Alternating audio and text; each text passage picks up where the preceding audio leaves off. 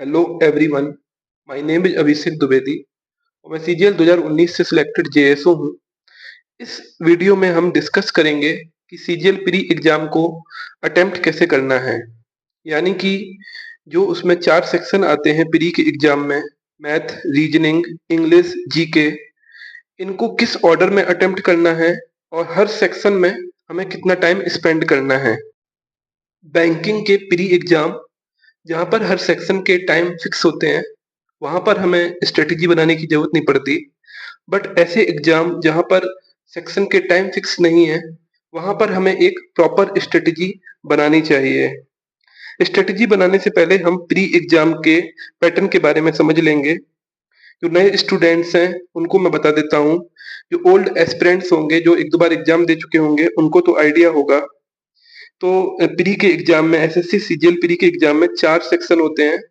इसमें math, reasoning, English और GK आती है। हर सेक्शन में आपके 25 क्वेश्चन होते हैं। इस तरह से टोटल 4 सेक्शन मिला के 100 क्वेश्चन होते हैं और ये आपको 60 मिनट में करने होते हैं। किसी भी सेक्शन का टाइम फिक्स नहीं होता है, इसलिए हमें और ऑर्डर भी फिक्स नहीं है कि किस ऑर्डर में करना है। इसलिए हमें एक प्रॉपर स्ट्रेटेजी की यहाँ पर ज़रूरत है। तो 100 क्वेश्चन होते हैं और 60 मिनट में करने होते हैं। हर एक क्वेश्चन आपका 2 मार्क्स का होता है। इस तरह से आपके 200 मार्क्स हो जाते हैं 100 क्वेश्चन मिला के।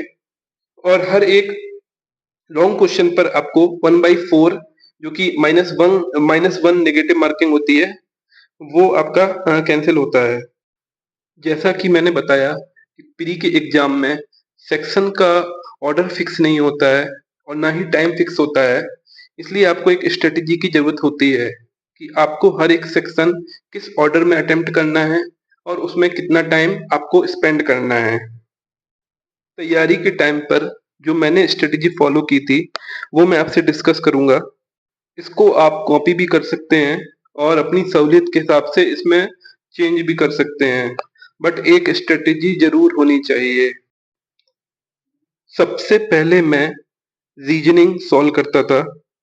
उसका रीज़न ये है क्योंकि रीजनिंग के क्वेश्चन ईज़ी होते हैं और छोटे होते हैं। तो उससे आपको एक कॉन्फिडेंस मिलता है और वो कॉन्फिडेंस आपके पूरे एग्जाम में काम आता है, जो कि बहुत ही जरूरी चीज है।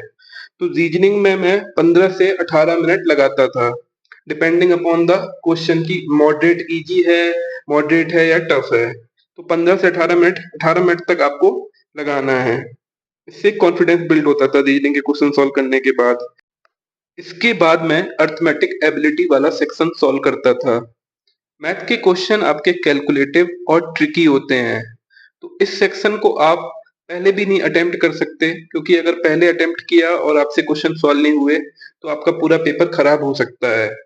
लास्ट में भी सॉल्व नहीं कर सकते, क्योंकि लास्ट में हड़बड़ाहट होती है और उस समय भी आप क्वेश्चन सॉल्व नहीं कर पाएंगे। तो इस सेक्शन को सॉल्व करने के लिए हमें एक प्रॉपर समय चाहिए, बिना टेंशन वाला। तो जब आप रीजनिंग के क्वेश्चन सॉल्व कर लेंगे और आपका एक कॉन्फिडेंस बिल्डअप होगा, तो उसके बाद इस सेक्शन को अटेम्प्ट कीजिए। तो उसके बाद मैं इसको 40 से 43 मिनट तक सॉल्व करता था, जितने क्वेश्चन मुझसे हो जाते थे। अर्थमेटिक एबिलिटी का सेक्शन सॉल्व करने के बाद जो 20 से 17 मिनट बचता था, उसमें मैं इंग्लिश और जीके सॉल्व करता था।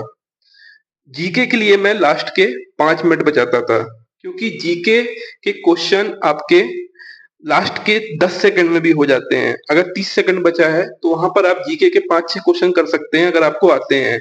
बट आप मैथमेटिक्स या रीजनिंग के क्वेश्चन सॉल्व नहीं कर सकते। तो लास्ट के 5 मिनट में जीके का सेक्शन सॉल्व करता था।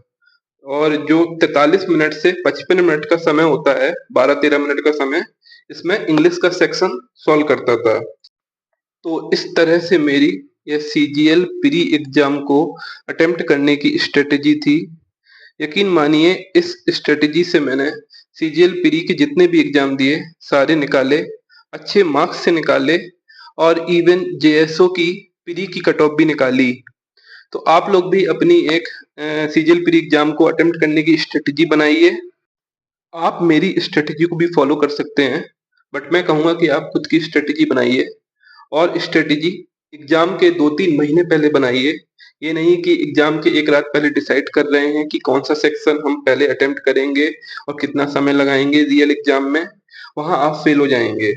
तो कोई भी स्ट्रैटेजी बनाइए लेकिन एग्ज़ाम के 2-3 महीने पहले और उस स्ट्रैटेजी के आधार पर आप कम से कम 50 मॉक्स लगाइए। तो आप धीरे-धीरे देखेंगे आप अपनी खुद की एक स्ट्रैटेजी बना लेंगे, जो आपको बहुत काम आएगी प्री के एग्ज़ाम को लेके। Thank you.